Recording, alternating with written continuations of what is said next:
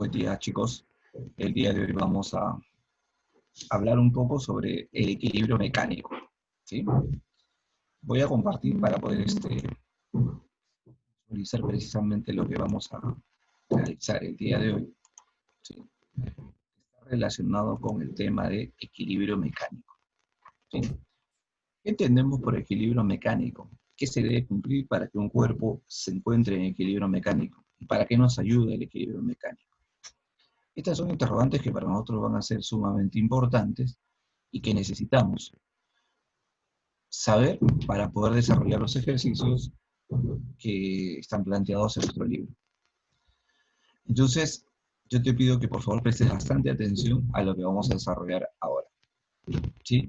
Nos vamos a concentrar entonces en el equilibrio mecánico de los cuerpos. Lo primero, lo básico. ¿A qué llamamos equilibrio mecánico? ¿Qué debemos considerar como equilibrio mecánico?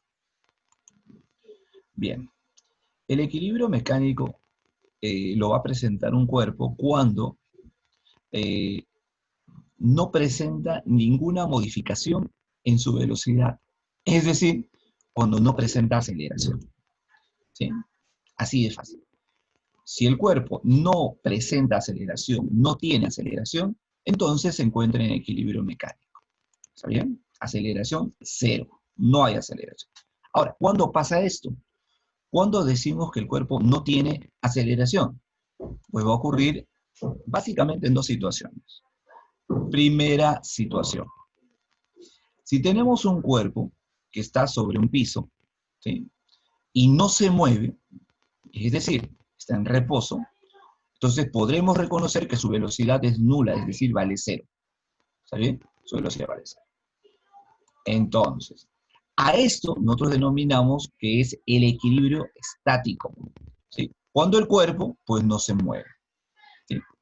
Luego, vamos a ver otra cosa, otra situación.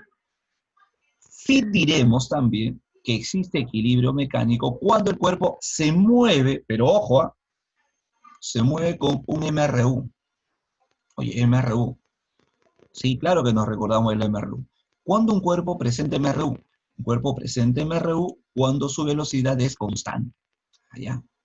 A este tipo de equilibrio se le conoce con el nombre de equilibrio cinético y algunos también le llaman equilibrio dinámico, ¿no? Es decir, porque hay movimiento, ¿no? ¿Sí? Muy bien, entonces, dos formas de equilibrio. Equilibrio estático y equilibrio cinético. Fíjate. ¿Bien? Entonces, mira, hay que recordar bien claro esto. Cuando no hay aceleración, entonces ahí habrá equilibrio. Y puede presentarse de dos maneras. Ahora, también es importante recordar que cuando hablamos de equilibrio, eh, hay equilibrios que se pueden perder fácilmente. Hay otros equilibrios que se conservan en un determinado tiempo. Y hay otros que se recuperan. ¿Sí? Entonces nosotros, por ejemplo, cuando caminamos, tenemos una forma de equilibrio, porque no nos estamos yendo al piso. ¿Mm? Entonces, observa. Vamos a ver el equilibrio en este caso. Vamos a ver en este caso el equilibrio y se puede presentar de la siguiente manera el equilibrio mecánico. Mira, observa. La primera forma de equilibrio que nosotros vamos a tener es equilibrio estable. ¿A qué le denominamos equilibrio estable? Llamaremos equilibrio estable cuando el cuerpo se mueve y recupera su posición de equilibrio. Y esto se debe a que la fuerza de gravedad va a seguir pasando por la base del cuerpo. Es decir, puede moverse, ¿no? Sin embargo, debido a que su fuerza de gravedad va a pasar por la base del cuerpo, entonces va a recuperar su condición de equilibrio. Esto sucede cuando, por ejemplo, tenemos a una persona que está de pie, en este caso, en el piso, ¿no? ¿Qué es lo que sucede? Bueno, está moviendo los brazos, incluso puede moverse de un lugar hacia otro haciendo ejercicios, ¿sí? ¿Y qué ocurre? Pues lo que va a ocurrir es que, fíjate, la base que van a ser sus pies, ¿sí? La base que va a representar sus pies, pues la fuerza de gravedad va a pasar precisamente por esa base. Si este joven se inclina un poco hacia la izquierda o se inclina un poco hacia la derecha, la base sigue pasando perdón, la fuerza de gravedad sigue pasando por la base. ¿De acuerdo? Por lo tanto, acá presenta un equilibrio estable. Ahora, pero no siempre vamos a encontrar este tipo de situación. Vamos a encontrar un equilibrio inestable. ¿Cuándo encontramos un equilibrio inestable? Encontraremos un equilibrio inestable cuando el cuerpo se mueve y la fuerza de gravedad ahora ya no pasa por la base del cuerpo o por el punto de contacto con la superficie, ¿no? No va a pasar por ahí. Entonces ya no tiene dónde apoyarse. Entonces pierde el equilibrio, ¿no? Esto ocurre, por ejemplo, cuando tenemos, en este caso, en este cerrito, ¿no? Tenemos a un cuerpo, mira. Y de algún modo le aplicamos una fuerza y mira, al aplicarle la fuerza, se cae. Porque la fuerza de gravedad no está pasando, ojo, por el punto de apoyo, ¿no? Que sería en este caso un costado. Observemos otra vez, ¿sí? Le aplicamos la fuerza e inmediatamente pierde el equilibrio. Fíjate, los puntos de apoyo, que es con la superficie, pues no está pasando, por ahí no pasa la fuerza de gravedad, ¿no? Por ahí no pasa la fuerza. Entonces pierde el equilibrio. A ese equilibrio se llama inestable, porque rápidamente puede perderlo, ¿sí? Puede perder rápidamente el equilibrio. Y existe una tercera situación que no siempre se va a presentar, que algunos cuerpos la presentan, y esto es debido a su forma y a la superficie sobre la cual se van a apoyar, que se denomina equilibrio indiferente. ¿Qué ocurre acá?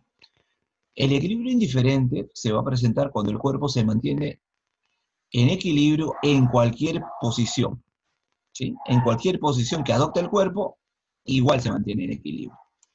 Entonces, por ejemplo, si tenemos acá un auto, y el auto pues se mueve, y entonces en la posición A, B, C, D, hasta el último punto, pues se va a mantener en equilibrio. ¿Por qué?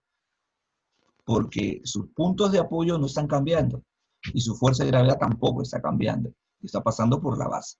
Por lo tanto, aquí, a pesar del movimiento, y puede incluso retroceder, pues continúa en equilibrio. Eso ocurre también con las esferas, ¿no? Las esferas sobre una superficie, en este caso, sobre una superficie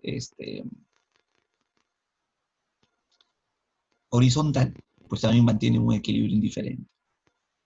Entonces, ok, profe, ¿esto nosotros vamos a aplicar en lo que corresponde a la parte de equilibrio?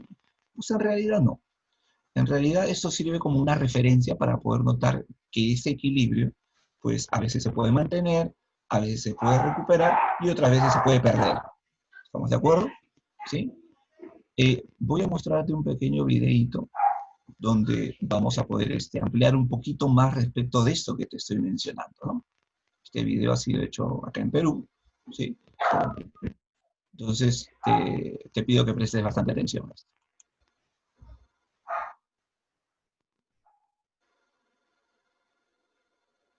Hola, bienvenidos a TESLab. ¿Se han preguntado por qué la torre de Pisa no se cae a pesar de estar inclinada?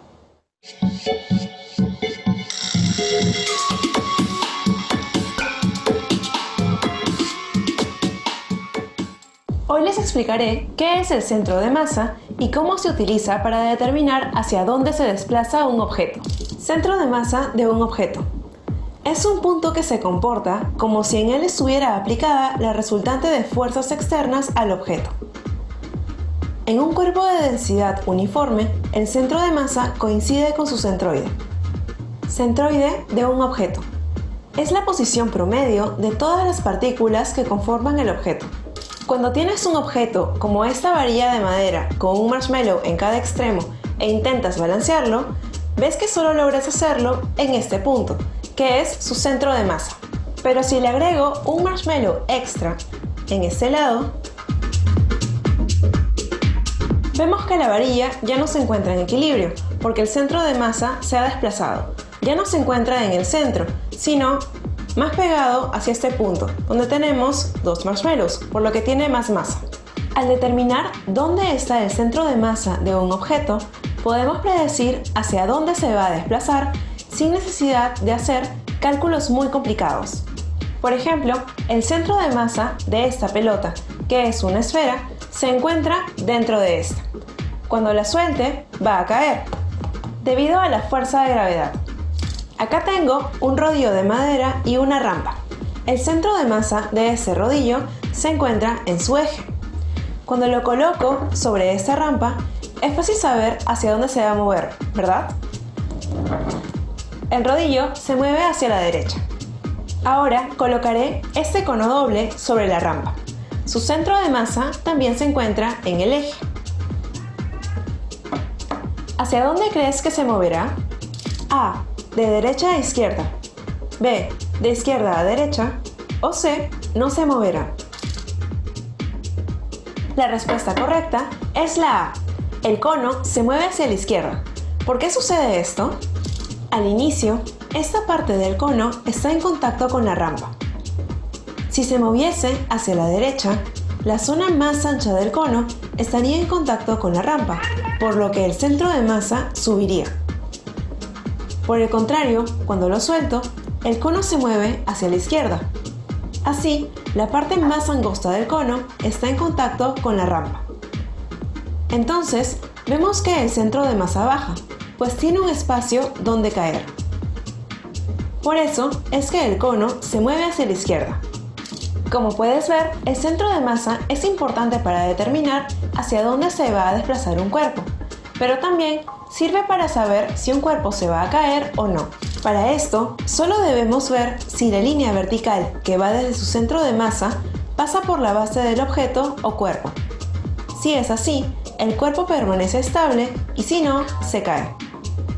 Como el centro de masa de esta botella se encuentra más abajo que el de esta otra, cuando las inclino a un mismo ángulo, vemos que esta botella se cae. Esto se debe a que cuando la inclino, su centro de masa cae sobre este punto. Es decir, la línea vertical que va desde el centro de masa hacia abajo no pasa por su base.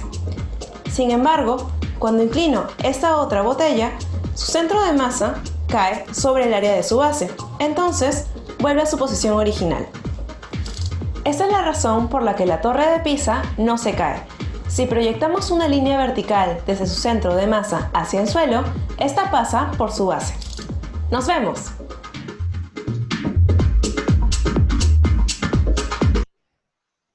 Muy bien. En el video que acabamos de ver, pues nos explica bastante bien acerca de lo que corresponde a la parte de el equilibrio, ¿no? Incluso se hace referencia a que si la fuerza de gravedad, ¿no? Está pasando por la base, lo que habíamos mencionado con anterioridad, pues se va a conservar el equilibrio o se recupera el equilibrio en todo caso. Pero si esta no pasa por la base, se pierde el equilibrio fácilmente, ¿no? Entonces, eso es muy importante. Vamos a hablar entonces, ahora que ya sabemos un poco acerca de lo que es el equilibrio mecánico, vamos a ver ya, ¿y qué se tiene que cumplir para que esto, para que un cuerpo permanezca en equilibrio? Ya sé que a primera instancia puedo reconocer que hay equilibrio cuando no hay aceleración, ¿sí? Cuando no hay aceleración. También las diferentes formas de equilibrio, estable, inestable, indiferente, ¿sí? Ya, pero ¿y qué más?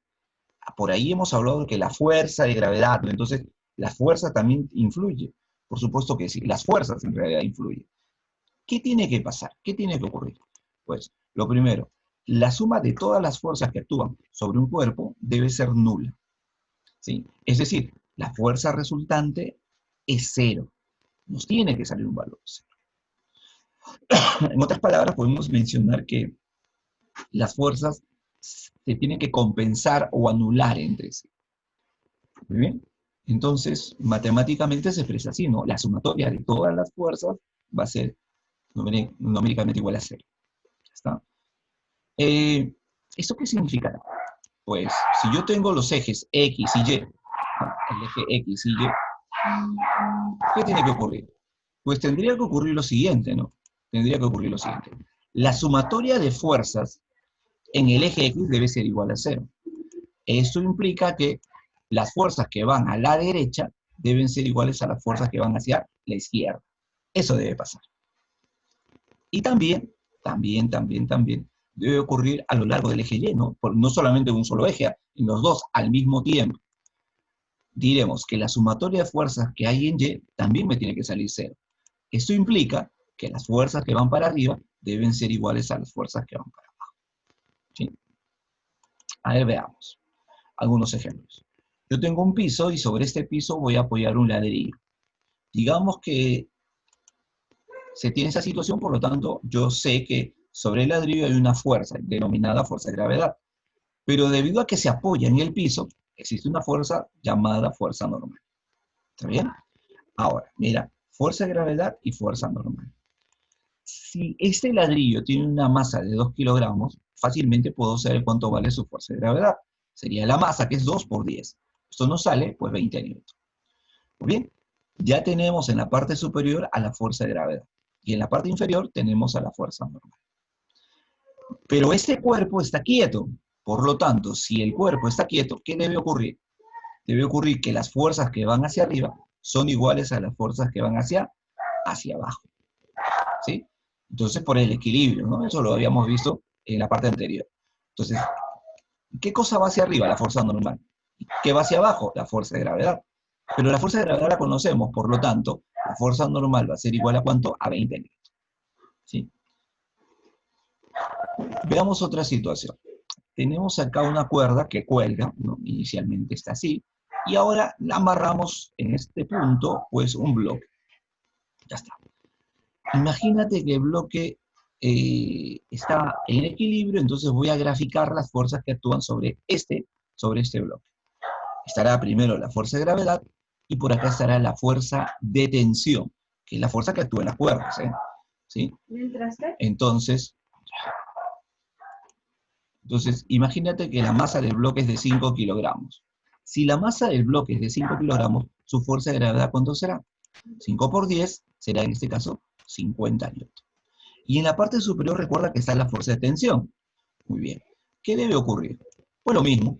Fuerzas que van hacia arriba son iguales a las fuerzas que van hacia abajo. Hacia arriba va la tensión, hacia abajo va la fuerza de gravedad. Pero esta ya se conoce. Por lo tanto, la tensión va a ser igual a ¿cuánto? A 50 newtons. Muy bien, pero si nosotros estudiamos un poquito más acerca de las cuerdas, ¿sí? Estas cuerdas muchas veces, ¿no? Se van a aprovechar mejor cuando van acompañadas de una polea. Una polea. ¿Qué cosa es una polea? Veamos entonces. Una polea es una máquina simple que fue inventada hace muchísimo, muchísimo tiempo, y el objetivo de esto es cambiar la dirección precisamente a la tensión, ¿no? Observa lo que es una polea. Esto es una polea. Una polea es una máquina simple que tiene una ranura en medio. Y por esa ranura se va a colocar precisamente a las cuerdas, ¿sí? Y con eso se logra cambiar la dirección. Por ejemplo, mira acá. Si yo tengo una cuerda y se pasa por esta ranura, observa nuevamente, tengo una cuerda, ¿sí? Y la paso por la ranura, fíjate, va a deslizarse hacia abajo y la fuerza ya va a tener dos direcciones. Mira. Entonces será cambiar la dirección, ¿no? Una hacia la derecha y la otra hacia abajo. Entonces, de este modo se aprovecha mejor lo que es, en este caso, el uso de las poleas.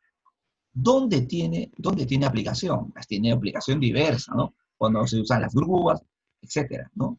Entonces, veamos, cuando estoy levantando o bajando un objeto, pues esto se aplica. Se aplica a una cuerda, mira, y la polea precisamente me permite estar jalando aquí y levantando o bajando al cuerpo de manera lenta, ¿sí? Nos ayuda bastante. Oiga, pero el esfuerzo acá es prácticamente igual que si yo lo estuviera levantando con mis manos. Sí, es una cuestión de comodidad nada más. Pero precisamente Arquímedes, que fue uno de los científicos que estudiamos al principio en lo que corresponde a la parte de personajes que influyeron en la historia de la física, pues nos habla sobre, utilizó, ¿no? varias poleas, las agrupó para poder utilizar una menor fuerza, ¿sí? Entonces, por ejemplo, se crea esto. Aplicando una pequeña fuerza, puedo levantar un cuerpo un poco más grande, ¿sí? Entonces, esto es el beneficio de lo que es el uso de las poleas.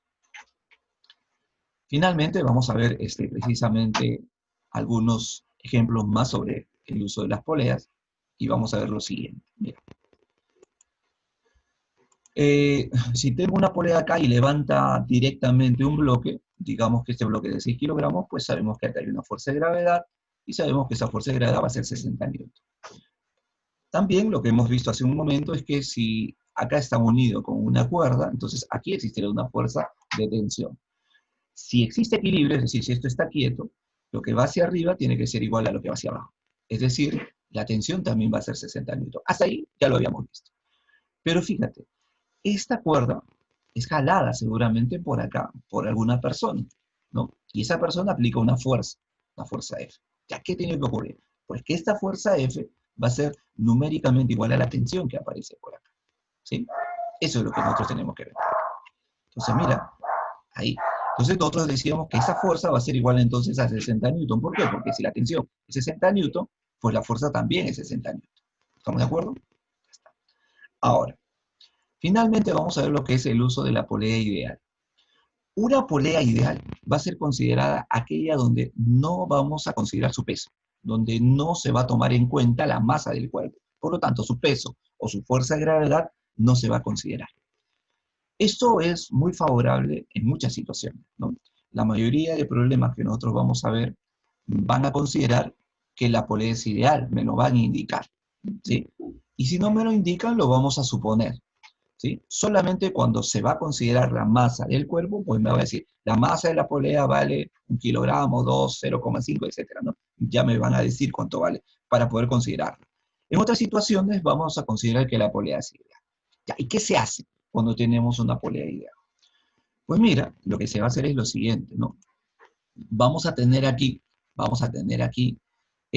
una polea que está rodeada por acá por una cuerda, y en la parte del centro también es jalada por otra cuerda, mira. Ah, fíjate, es una situación especial. Por supuesto que sí, ¿no? Esto más o menos fue estudiado por aquí, mire, te hacía referencia hace un rato. Entonces, ¿qué vamos a notar? Que en esta cuerda que está hacia arriba, pues es jalada por una tensión. ¿Estamos de acuerdo? Por una tensión. Pero nota que esa cuerda dio la vuelta aquí, por la ranura, ¿no? ¿Te acuerdas? Da la vuelta por la ranura. Y esta es la misma cuerda que también va para arriba. Por lo tanto, si también está dirigida hacia arriba, la tensión también va hacia arriba. Entonces, estas dos cuerdas que están rodeando a esta polea, ¿sí? Que han pasado por su ranura, pues tienen la fuerza dirigida hacia arriba. La tensión es hacia arriba, ¿sí? Ahora, ¿qué es lo que vamos a notar? Que en el centro de este cuerpo, de esta polea, va a estar presente, pues precisamente, la fuerza, una fuerza de tensión. Ahora, ¿cuánto valdrá esta fuerza de tensión?